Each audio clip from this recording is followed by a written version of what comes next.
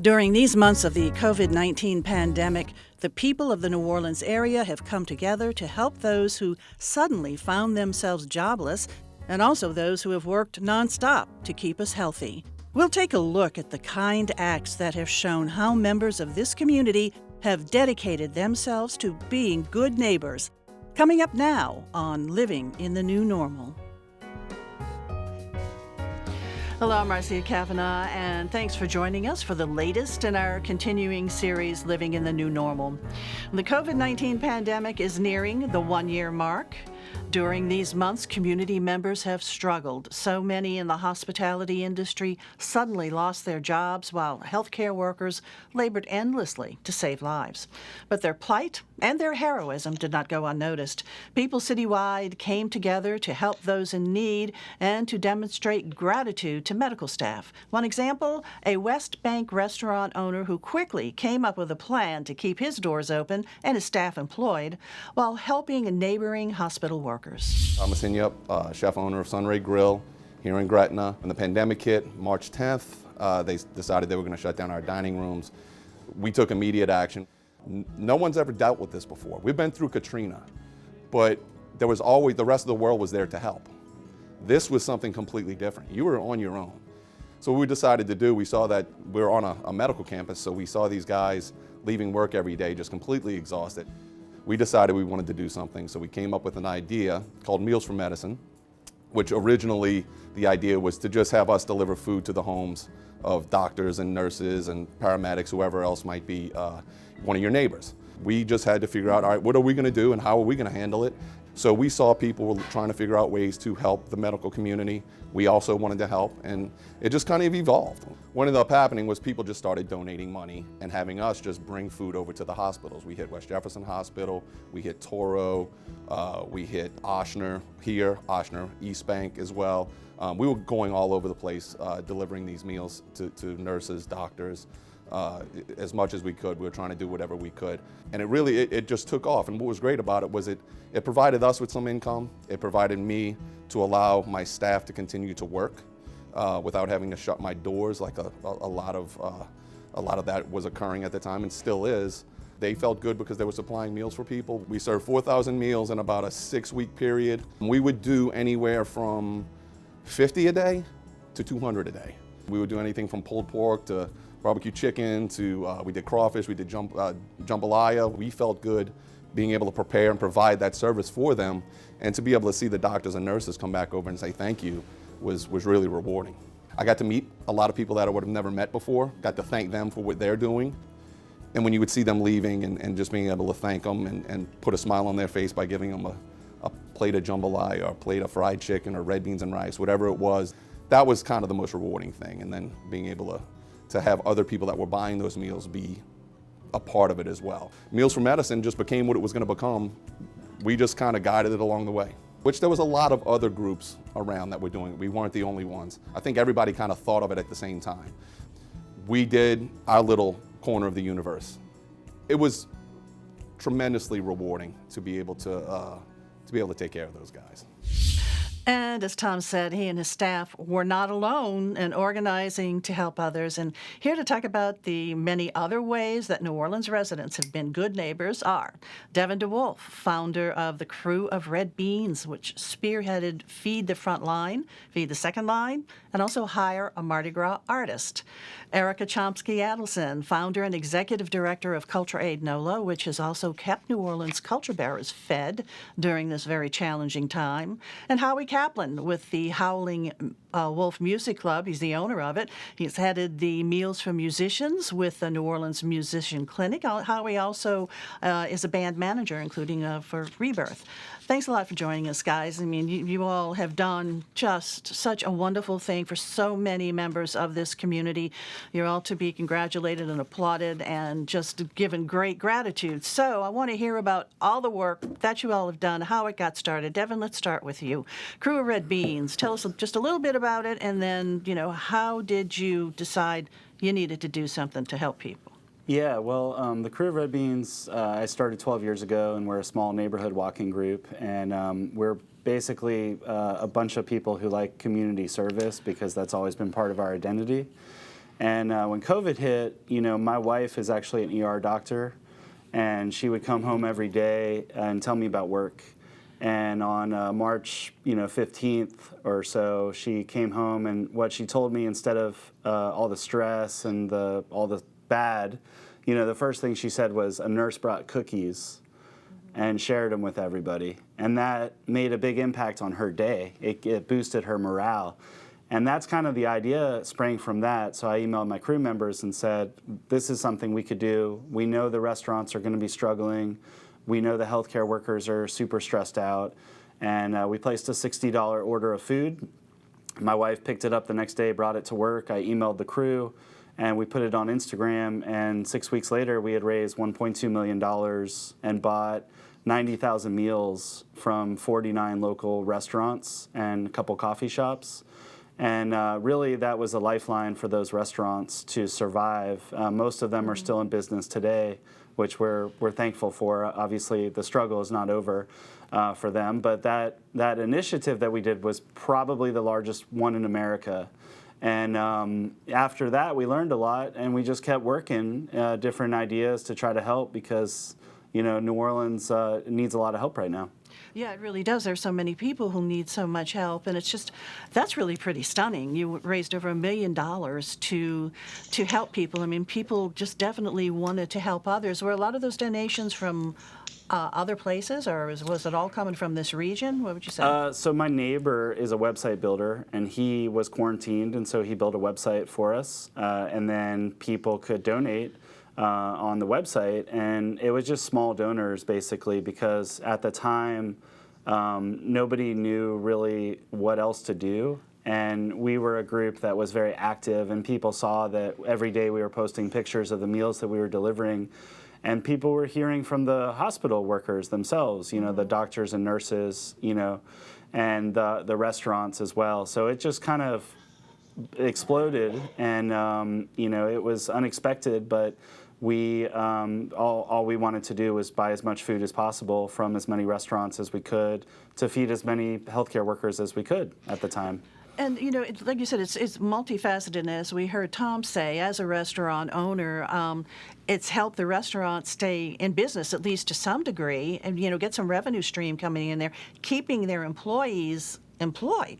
So this has really been an incredible effort. Erica, let's go over to you right now. And I know that all of you guys have worked together in some form or fashion, and you've been out there with your group, Culture Aid NOLA, even before the pandemic, helping folks who needed assistance, trying to keep the culture bearers healthy here and fed and supported. And then the pandemic struck. So what have you seen? And how have you all handled it?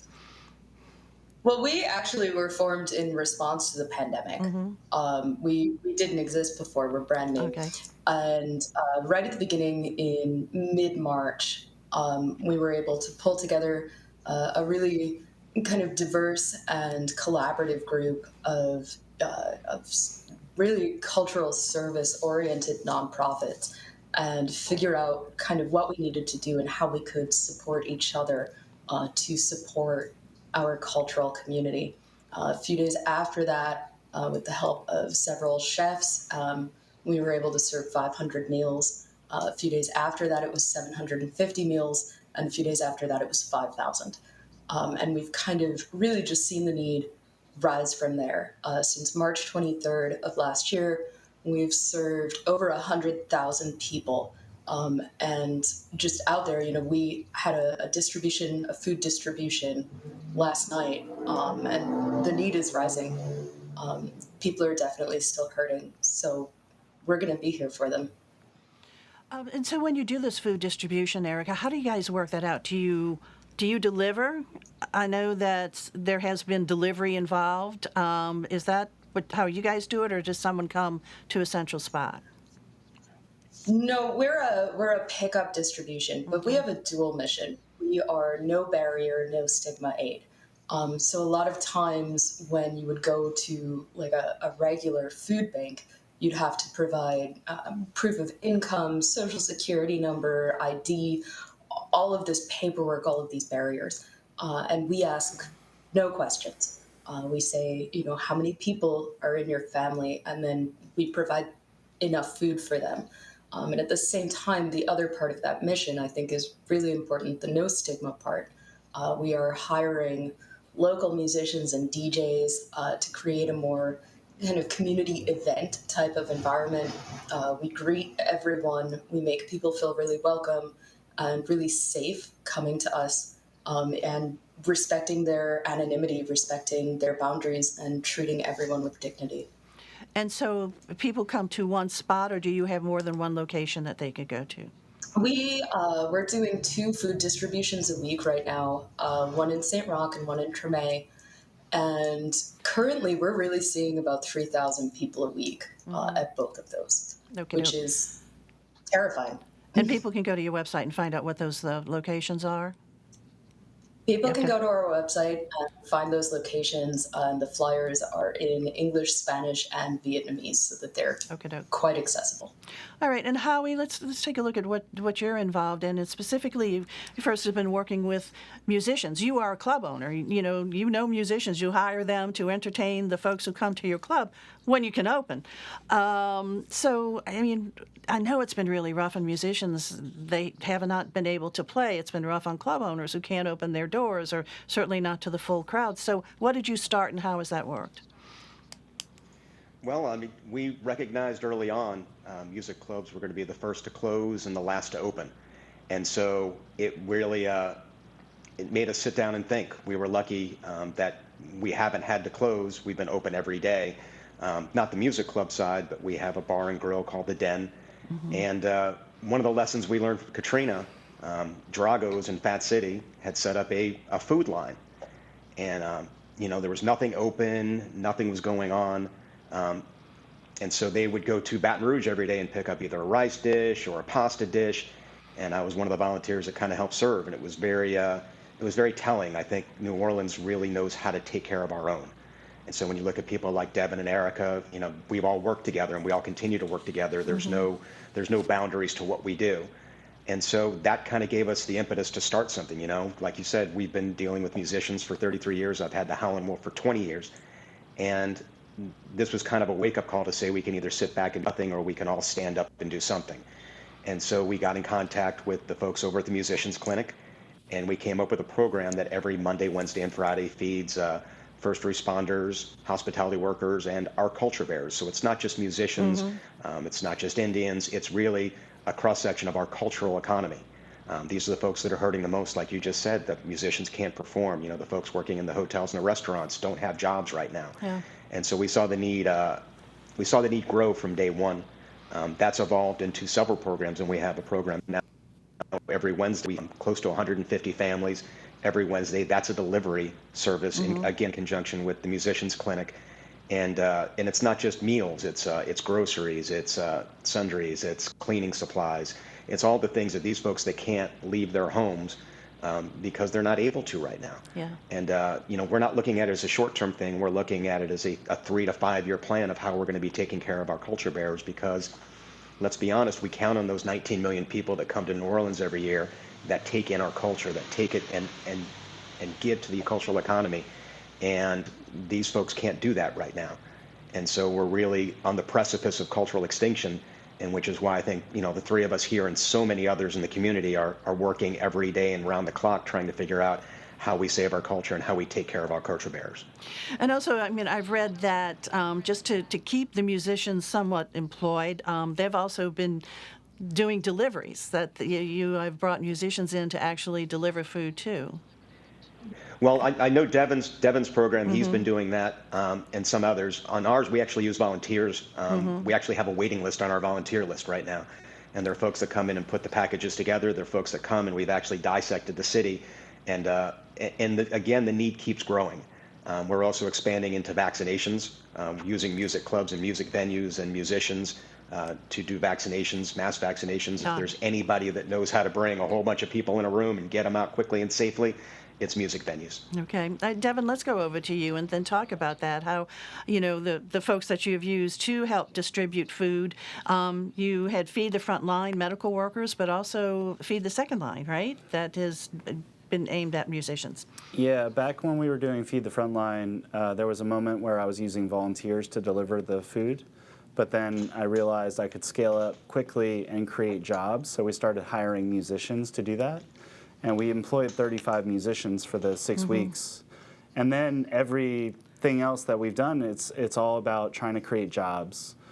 Feed the Second Line in 2020, our first year, created $300,000 worth of jobs.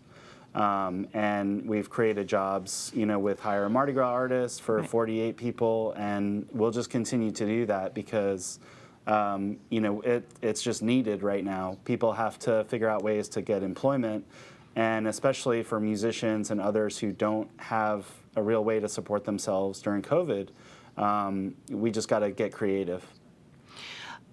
So to get the donations, basically you set up this website. Was there any other call, or just went out that this need is there and this is where you can go to donate? We're just really good at crowdfunding. I mean, we've raised $2 million since COVID started. Yeah, you are good at it. That definitely is great. It's all small donors. Yeah. It's just people, because really what we're doing is we're guiding people into an inspiring idea, and they see the results.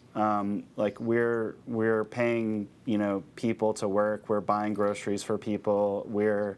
It's very tangible what we're doing, and people have just seen the track record of success of the Krewe of Red Beans since we started back when COVID hit, and that's just what we got to do. Yeah.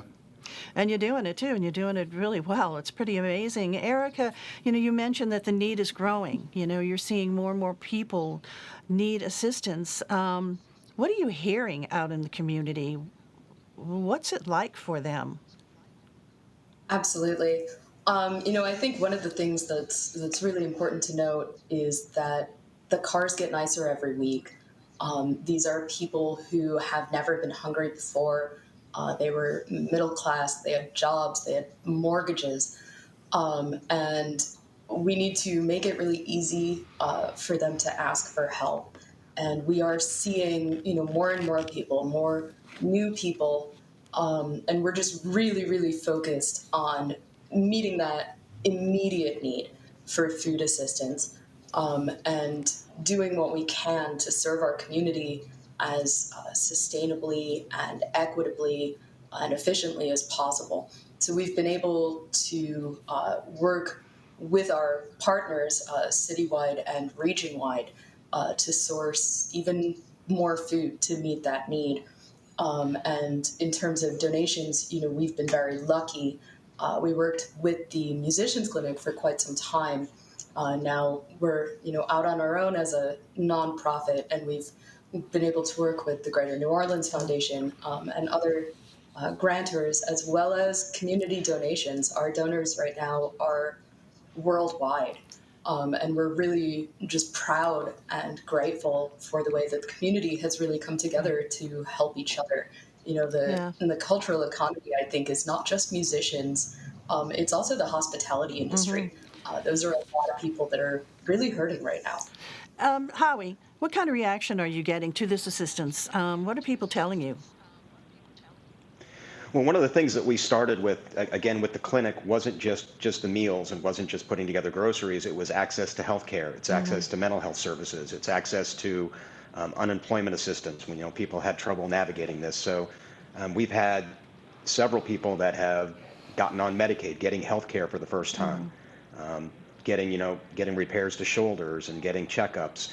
And that's the key. So the response has been overwhelmingly positive. And I can't say enough good things about, our partners as well. People like, Anjay over at Nirvana, who every week helps us put stuff together. Leidenheimer, Po' Boy Bread. We can go down the list of all these people. So it's a community effort. And I think Erica says that really well, that, we're looking at the community to help each other. But this isn't going to end anytime soon. We are a tourist-based economy, and until those folks start coming back and spending those dollars, that money is gone. And so really recognizing that we have a nighttime cultural economy, that we have all these culture bears. And I think Erica said it fantastically. It's not just the musicians, that are performing on the streets or in the clubs. It's also the hospitality work, the folks, Right. The sous chef in the restaurant, the guy parking cars at the hotel. These are all integral parts of our cultural economy right now. as you said, it's not, the need is going to continue because this whole pandemic problem is not going to go away tomorrow, and also just try to get us back to where we were before. That is going to take some time. And, there have been other areas where nonprofit organizations have provided help in the community, ranging from rent to health care and mental health assistance. Greater New Orleans Foundation Program Manager Isabel Barrios explains.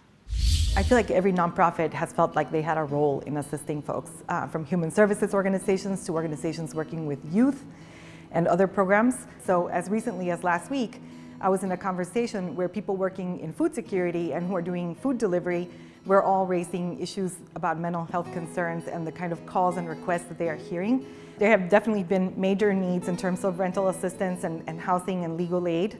I think so many folks who work in the service and hospitality sector have been impacted that we have tried to think creatively about ways that we can support them.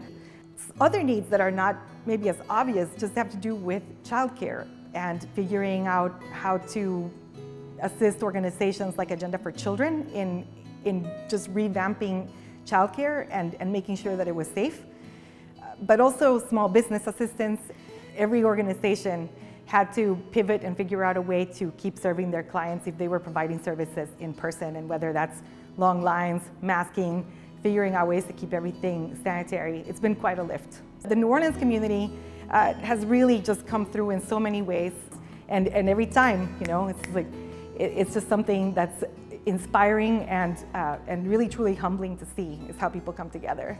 This has been a very long response effort. And we recognize that there are many people who have been just responding the entire time and feeling like it is their responsibility and their work to make sure that everything turns out okay. If you see someone who is sad, someone who is struggling, talk to them and make sure that they know that there are resources out there that are available. And there are, and of course we have a few people here providing some of those resources. So I want to go to each of you guys, and I told you the conversation would go fast, so we're just about at the end of it. So just some closing thoughts from you and things that you want the public to know. Devin, let's start with you. I would just say that the goal for us shouldn't be going back to pre-COVID. Our city pre-COVID was a city with a lot of inequality and a lot of poverty, and we have a giant tourism industry that makes probably millions and millions of dollars every year. And what we have to do is really take some of that income and reinvest it into the people of New Orleans, because we have to recognize that the people of New Orleans are what makes New Orleans special. It's our culture, and the people make the culture. And we really shouldn't continue on accepting that some of our culture bearers are living in poverty or don't have access to, health care and what they need. So I think it's a moment for us to improve our city and make a better version of ourselves, because nobody's going to do it but us, basically. Quite true. Also, I know you wanted to note a new effort that you guys have started as well. Yeah, we launched it on February 10th. It's called Bean Coin, and it's essentially a way that we can spring up the neighborhood bars. We can provide a lifeline to them in a similar way that we did for the restaurants at the beginning of COVID. The first day that we launched it, we were able to raise $20,000. People all over America purchasing these little bean coins that will be made by our partners, Glass Half Full, the Glass Recycling Group, and we'll release them in 2022. So it creates a lifeline for the bars now, and something that people can redeem at local businesses after January 6, 2022. So we're just going to keep at it. We have weird ideas, and we know how to crowdfund, and that's just what we do. And you're doing it really well, Devin. Congratulations to you all, and thank you, too. As I said at the beginning, y'all are all owed a great bit of gratitude. Erica, let's go on over to you, and just some final thoughts, stuff that you would like the community to think about, or maybe they should know about. Absolutely. I think it's really important. Hunger is not someone else's problem. I guarantee someone that is hungry, whether it's the bartender down the street or the musician on the corner. And this is a need that has been in our community for a long time. And very specifically, being able to meet this immediate need in that, no barrier, no stigma model, I think is really something we should all be working towards. I think everyone deserves to eat good food, right? Good food is a human right, especially here in New Orleans. And we're just really grateful that we've been able to serve the totality of our cultural community in this way. All right. Howie, some thoughts from you. You know, we talk about, everybody here has talked about the cultural economy. Everybody here is talking about how, you know, we're doing everything we can to try to get more people into the system to take care of those folks that are having trouble going through this, and that's not going to end anytime soon. Right. I'm in awe of what everybody here is doing in other groups like, you know, like World Central Kitchen, who were here for a while helping, you know, organizations like mine and Erica's, you know, what Krewe of Red Beans, you know, is doing. You know, folks like the Chef's Brigade, who are part of the FEMA program. You know, this isn't going to end anytime soon. And so, you know, as you're thinking about this moving forward, you know, the hope is that we get back to normal sometime by fall. And even then, you know, we still count on folks coming here. So, you know, we need to do a focused thing with all of us together, telling the world that we're ready to go, that, you know, they can come to New Orleans safely. We've kept our numbers down. It's one of those few times that New Orleans has been at the top of their game and being in a, you know, in a good part of the list. And I'm really impressed with the work that everybody's done and that we continue to do. All right. Also, I want to give you all a website so that if you're interested in more information where you can get the services or perhaps, you know, support them, donate them, or get involved in some sort of way. So let's take a look at those websites. For Krewe of Red Beans, we've got nolabeancoin.com. For Culture Aid, cultureaidnola.org. And then also Greater New Orleans Foundation is gnof.org. And mealsformusicians.org and NewOrleansMusiciansClinic.org for the work that Howie's doing. Guys, I want to thank you all so much for joining us. Devin DeWulf, there you go. Devin, Erica, Howie, thanks so much. You guys are doing a lot. I know you're really busy. I appreciate you taking the time. Once again, thank you.